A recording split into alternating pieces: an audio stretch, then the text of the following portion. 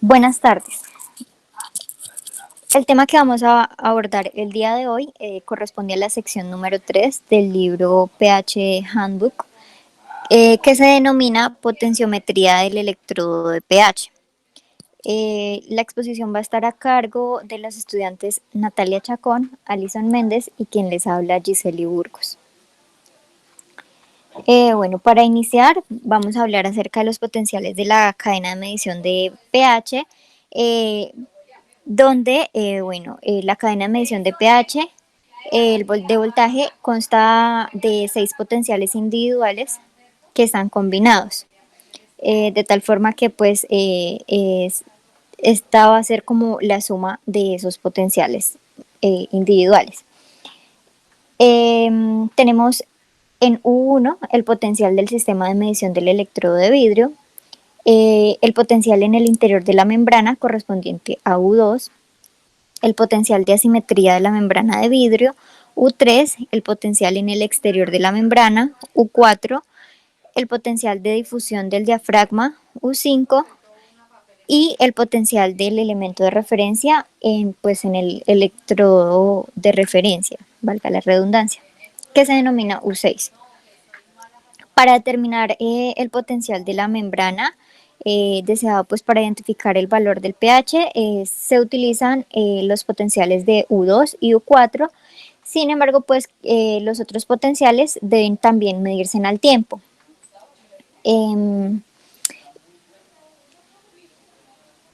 Si es posible, lo ideal es mantener los potenciales lo más constantes que se pueda.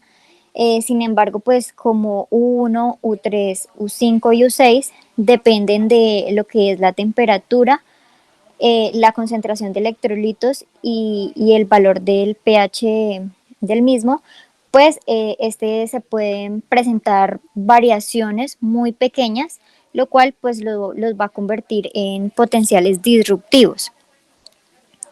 Estas fluctuaciones, aunque son de poco impacto, se deben evitar, y esto se evita pues mediante la calibración, lo cual va a dar como resultado mayor precisión y mayor reproducibilidad en la medición del pH, de tal forma pues de que no se van a ver afectados. En cuanto al potencial de asimetría, tenemos que está denotado como U3 y es causado por la diferencia entre las dos superficies de la membrana de vidrio. Su superficie, pues su superficie de la forma y distribución de la capa de gel no son completamente idénticas siempre, entonces pues esto genera un potencial de asimetría. Cuando el valor de pH en ambas partes de la membrana es exactamente idéntico, aún de esta forma, pues el potencial general de la membrana nunca va a ser exactamente cero, puede ser muy cercano. Aunque algunos pues electrodos se han fabricado con tolerancias muy cercanas y debido pues a que tienen una capa de gel perfectamente diseñada y trabajada, pues el potencial de asimetría, como lo mencioné, no va a ser cero, siempre va a diferir aunque sea unos pocos milivoltios. Y pues estas desviaciones van a dar como resultado una variación de pH en la unidad de pH de algunas centésimas que, como lo mencioné, se puede evitar o corregir mediante la calibración del electrodo.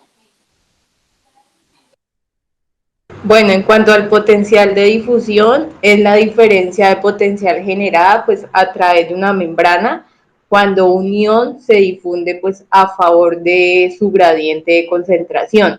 En la imagen que encontramos en la parte de abajo podemos evidenciar que con cada ion positivo de potasio que sale, también pues sale una carga positiva. Entonces esto, por lo tanto, como sale potasio de la célula, esta va a generar un electrodo positivo fuera de la membrana.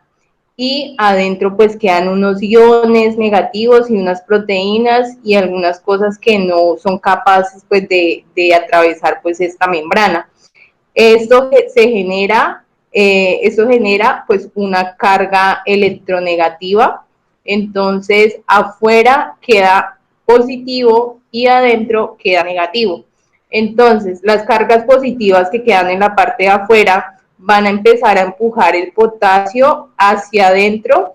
Esto pues va a generar un cambio de carga donde se va a llamar pues potencial de difusión, que es el que contrarresta la fuerza del potencial de concentración, pues para evitar que haya pues una salida neta de potasio de la célula. Y este pues está referenciado como el color azul celeste, que es el potencial de difusión. Que es simplemente un potencial eléctrico. Esto pues puede tener variaciones en cuanto a su valor numérico, en este caso pues es 94 milivoltios, pero como en la parte de adentro se encuentra negativamente, entonces va a quedar con una carga de menos 94 milivoltios. Siguiente. En cuanto al voltaje de la cadena en condiciones, el primero, pues, si se utilizan electrodos con sistemas de medición y referencias idénticos, sus potenciales tienen, pues, polaridades opuestas. Entonces, estas se van a anular entre sí. Y el segundo, el potencial puede compensarse mediante la calibración. Que la calibración es uno de los pasos más importantes pues al realizar este tipo de procesos. Y el último es el voltaje de la cadena, que depende pues únicamente de la diferencia de potenciales entre el interior y el interior de la membrana y el exterior, como lo decía anteriormente. En el interior va a quedar negativamente y en el exterior pues va a quedar positivo. Ya, siguiente. Buenas tardes. Bueno, en cuanto a las reacciones de resistencia y polarización, relaciones, tenemos que la ecuación de Nernst, pues esta solo aplica cuando los procesos en los electrodos están en equilibrio químico. Digamos allí, si una corriente es demasiado pues alta, esta fluye a través de la cadena de medición, por lo que se sale del equilibrio y el voltaje medio ya no coincide pues con el voltaje teórico calculado por Nernst. Allí se produce una caída medible de voltaje a lo que llamamos la polarización de los electrodos. Esto se debe a una resistencia interna demasiado baja en la medición y esto lo que puede ocasionar es una mala medición del pH. Siguiente. Bueno, las características de la curva ideal de la cadena de medición. Bueno, en condiciones normales, como vemos en el gráfico, la gráfica que nos representa ahí, tenemos que el voltaje de medición de pH sigue una ecuación lineal. La curva ideal es una línea recta y allí tenemos que la inclinación de la curva ideal a 25 grados centígrados es de 59,16 milivoltios sobre pH. Por lo tanto, si el valor del pH del tapón interno es de 7, al medir la solución de pH 7 a 25 grados centígrados, pues la diferencia de pH es 0. Lo que se dice que el pH 7 se mueve a través del eje 0, por lo que el valor, su valor de milivoltios será de 59,16. Si hay un pH de 13, el voltaje de medición es de menos 354,96 milivoltios. Y si medimos un pH de 5, el voltaje de medición es de 118,32 milivoltios. Siguiente. Bueno, la característica de las curvas del pH en la cadena de medición. Allí tenemos que pues incluso las cadenas de medición cuyo punto pues estén en 0 y su inclinación coincidan con la característica de la curva ideal, estas siempre tienden como a desviarse del curso lineal en rasgos fuertemente ácidos o muy básicos. Entonces allí encontramos dos tipos de error, el error alcalino y el error ácido. El error alcalino es lo que hace es unas lecturas de pH demasiado bajas a valores de pH altos. Esto sucede por el intercambio de iones alcalinos entre la capa de gel y la solución de la medición. Allí lo que sucede es que cuando hay valores superiores de pH 12, estos compiten con los iones de hidrógeno. Y el llamado error de ácido es, se hace una lectura de pH mayores cuando el pH es muy bajo. Esto sucede por la absorción de las moléculas de ácido en la capa de gel y por el cambio de la actividad del agua.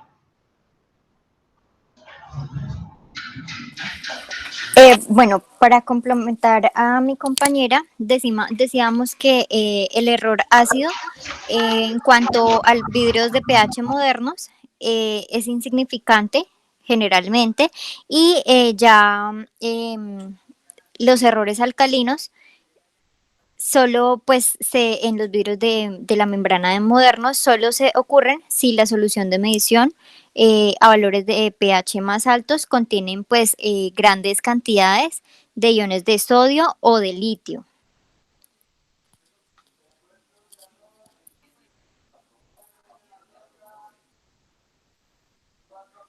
Bueno, en cuanto a la dependencia de la temperatura de la curva característica ideal, el voltaje del electrodo de pH pues cambia con la temperatura. En esta tabla podemos observar que a una temperatura de 0 grados centígrados tenemos un dato de 54,20 milivoltios sobre pH y a una temperatura de 100 grados centígrados está de 74,4 0,4 milivoltios sobre pH. Esto pasa como la medición de pH es una medición de la actividad de los iones de hidrógeno y la actividad pues es un valor termodinámico, entonces depende de la temperatura.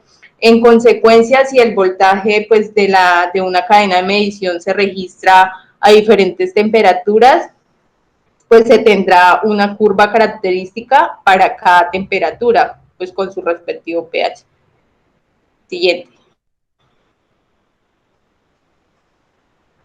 En cuanto a las isotermas, si el voltaje de la cadena de medición se registra pues a diferentes temperaturas, se obtendrá una curva característica, como lo decía en la diapositiva anterior. Entonces, estas isotermas no se cruzan con la curva característica ideal del eje X, del eje 0, perdón, sino en el llamado punto de intersección de isotermas. Por lo tanto, el punto de intersección de isotermas se desvía notablemente desde el punto 0 hacia la curva característica ideal. Acá en esta gráfica pues lo podemos ver muy bien reflejado, que no tocan ningún punto del eje 0, sino del punto U hasta 7,0, que es el punto de intersección de las isotermas.